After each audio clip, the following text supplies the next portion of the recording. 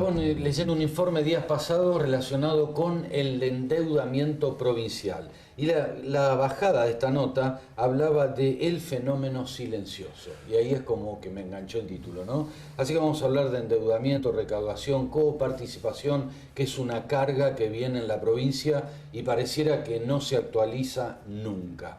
Hernán Lecher, gracias por haber venido. Bueno, a ver, claramente digamos, fenómeno silencioso en virtud de que uno toma la deuda hoy, no piensa después en el momento en que la tiene que pagar habitualmente, y un poco pasa esto también en el orden nacional y provincial. Es más, yo diría que el endeudamiento en los últimos 4 años ha sido una política de Estado. Si uno se fija y hace un corte transversal en los niveles del Estado e incluso en las familias, se encuentra niveles de endeudamiento fenomenales. La nación se endeudó, las provincias se endeudaron, los municipios también se endeudaron y se endeudaron las familias. O sea, hoy tenemos una Argentina endeudada en todos los niveles. Y el problema del endeudamiento, la deuda no es mala o buena por definición. Es más, si uno puede lograr adelantar un consumo futuro, lo pienso en una persona individual, con un ingreso que va a tener en el futuro, piensa que va a poder pagar el crédito, eso no tiene nada de malo. En el caso de los estados, nacionales, provinciales o de las mismas empresas, uno podría decir, bueno, si yo logro con plata que no es mía hacer rentable mi negocio o generar, no sé, una ruta que permite mejorar el PBI, por ejemplo, la actividad económica, bueno, tiene una especie de repago solo. No es lo que pasó en el último tiempo, no lo pasó en el orden nacional, lo pasó en las provincias en su conjunto prácticamente duplicaron su nivel de deuda sobre recaudación, es decir, el stock de deuda sobre la recaudación que reciben propia y de coparticipación prácticamente se duplicó, estaba en 0,35 más o menos y está en 0,65 aproximadamente.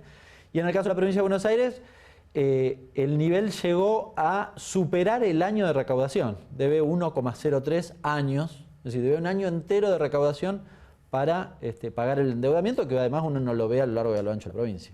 Si comparamos, Hernán, para ser equitativos, digo, ¿cómo era la deuda con Scioli, con el anterior gobierno en la provincia, en particular? El endeudamiento prácticamente se duplicó. Te digo el dato concreto porque no me quiero equivocar. Pero mira, en la provincia de Buenos Aires estaba a finales de 2015 en 0,62. ¿Sí? O sea, vos debías prácticamente un poquito, 7 meses, supongamos, y ahora debes un año, ¿no? En términos de recaudación. Eso tiene distintas razones, por el nivel de endeudamiento, pero además por la caída de la recaudación, que además digamos, impactado de lleno en esta cuestión. En promedio las provincias perdieron entre 18 y 20% de su recaudación, con lo cual cuando las mandaron a endeudarse, las mandaron a endeudarse porque no les alcanzaba la plata, básicamente por la política macroeconómica de la Argentina, ¿no? O sea, y en esto contabilizás lo que son obras, por ejemplo, de infraestructura. Está todo, es todo el stock de deuda, es absolutamente todo. Lo que pasa es que hay un engaño ahí, porque la gobernadora dice, bueno, nosotros tomamos deuda y en realidad hicimos obras. En realidad lo que hicieron fue tomar deuda para pagar deuda que tenían con la nación. Una de las características que tiene y que surge en el informe que nosotros publicamos es que la nación dejó de ser la red de auxilio. El 35% del endeudamiento que tenían las provincias lo tenían con nación en 2015. Hoy es el 12%. La nación se corrió. ¿Y qué se incrementó? Se incrementó los bonos, es decir, la emisión de bonos provinciales, que en muchos casos, insisto, fue en dólares. Y a instancias del gobierno nacional. Por eso es el problema. Después vos pudiste usar la plata para la obra y agarraste esta otra plata y pagaste a la nación, digamos, es un pasamanos, por decirlo de algún modo. Pero efectivamente no es, la toma de deuda no fue para obras específicamente, en el caso al menos de la provincia de Buenos Aires. En otros casos entiendo que sí. Me hicieron una entrevista a La Rioja, por ejemplo, que usaron el endeudamiento para el parque eólico. Bueno, eso, hay que ver si eso genera repago suficiente, pero ahí hay algo en concreto, ¿no? Hernán, ¿hay posibilidades de que la provincia recupere los puntos de coparticipación que perdió, que es el rojo que sigue manteniendo desde hace, qué sé yo, 30 años, 20 años, no sé? Yo creo que la Argentina necesita una discusión respecto de la coparticipación. Quiero correrme del lugar común, porque eso medio que lo decimos todos, pero en serio debería hacer esto. Tiene un problema, que es que la Constitución impide una modificación de la coparticipación sin el consentimiento de todas las provincias. Ninguna provincia va a decir, va a votar, estar de acuerdo con que le quiten plata. Entonces, digamos, está atado de tal manera que no se puede modificar. Pero efectivamente hay que definir qué país queremos ser nosotros y dónde ponemos la plata para eso. Yo creo que, y en esto sí quiero ser muy sincero, esas discusiones de yo pongo tanto y me llevo menos, y bueno, la coparticipación es justamente para que así sea, porque se supone que el objetivo es que todas las provincias se desarrollen. En el caso de la provincia en particular, de la provincia de Buenos Aires, me parece que tiene un atraso y un problema fiscal histórico, que además, fíjate, la gobernadora y el presidente lo quisieron resolver de una forma que fue con una transferencia directa de alguna manera y que al final no sirvió para nada, porque se lo diluyó. Hoy la gobernadora necesita 80.000 millones de pesos para cerrar el año y no los tiene. Y le puso plata además en deuda con el ANSES, ¿no? Digamos, para eso no hay escándalo con la plata de los jubilados, etcétera, etcétera. Pero bueno. Vos sabés que hay dos temas pendientes, pienso, ¿no? La coparticipación de la provincia pendiente y una profunda reforma fiscal. Temas que están en lo discursivo, como bien dijiste vos, en lo discursivo de todo el mundo. Ahora, la reforma fiscal viene prometiéndose desde hace más de 20 años. Lo que pasa es que yo, de nuevo, creo, para mí hay que hacer la reforma fiscal cuando la discusión sea un poco más honesta, porque, de nuevo, todas las reformas fiscales que yo escucho es, no, bajemos los impuestos. Ah, sí, ¿en virtud de qué? ¿Y para qué? ¿Y cómo? No hay una discusión honesta, sincera de qué se quiere hacer.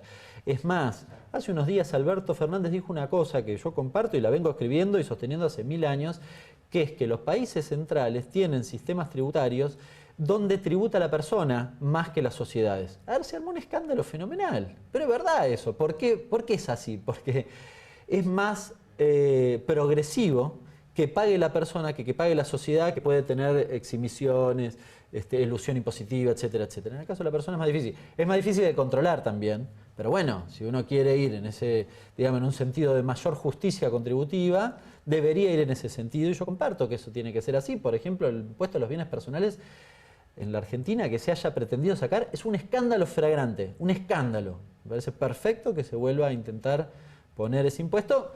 Y además creo que en eso hay que discutir la plata que se fue afuera. Que además no es la plata que se fue afuera, porque dicen 300.000 millones de dólares. Y toda la que esa plata generó afuera, no la contamos también, digamos.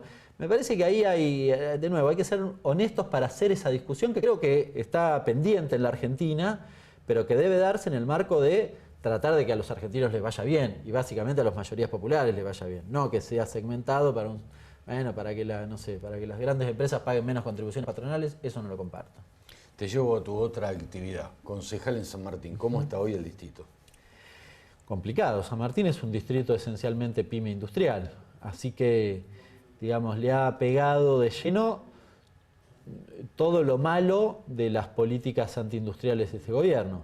El tarifazo, la caída del poder adquisitivo y por lo tanto de las ventas, le ha impactado la apertura importadora, y diría que en el último tiempo el efecto más importante ha sido o ha estado relacionado con las tasas de interés, básicamente. O sea, todo eso impacta de lleno. Obviamente tiene efecto no solo sobre el sector industrial, o sea, cerca de mi casa, yo vivo en Villa Progreso, en la parte industrial justamente, cerca de mi casa tenés varias empresas, muchas de ellas han cerrado, la parrilla de la esquina hoy no tienen que venderle, ¿no? Digamos, vienen menos obreros, entonces está a punto de cerrar la parrilla.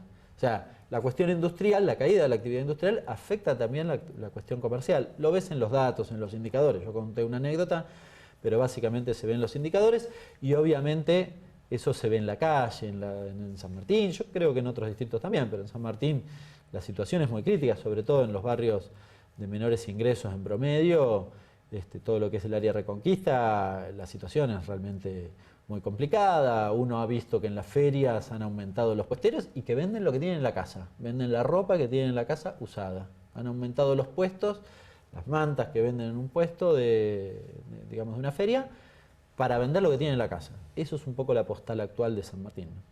Nos queda un minuto. La transición, ¿cómo te la imaginas? Entonces, la transición, yo lo que ambiciono es que de acá a fin de año no se profundice demasiado la situación crítica que tenemos hoy. Y me genera expectativas que puede haber un cambio de rumbo en el modelo económico. Sí reconozco que va a llevar mucho tiempo, que la situación es muy difícil. Se perdió el 20% de poder adquisitivo, no se va a recuperar en un año, eso es imposible porque te saltan las variables económicas para cualquier lado. Así que con expectativas, esto, esperemos que sea lo más razonable posible. Voy a estirar un poquito más porque me quedó otro tema pendiente. ¿Vos pensás que el próximo gobierno, no quiero hablar si va a ser uno u otro, la función fundamental es juntar a las partes? Lo hablaba en otra de las notas, lo que fue la mesa del diálogo argentino de Duhalde, que hay que reeditar esto, sea, no sé, vamos a hablar, porque tampoco uno nunca sabe, no sé, un segundo mandato de Macri o el gobierno de Alberto Fernández. A mí me seduce mucho esa idea, pero vuelvo a lo que decía recién. Me parece que la necesidad del diálogo es para saldar, para que nos podamos escuchar entre nosotros, cosa que me parece muy razonable. Pero después hay algunos intereses que tendrán que postergarse, aunque sea temporariamente. Esto es una realidad.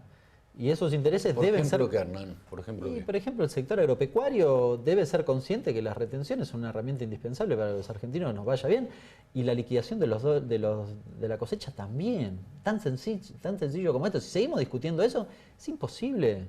Es imposible. Tener 35%, vas a terminar con 40% de pobreza este gobierno. Gracias, Hernán. Un placer. Pausa.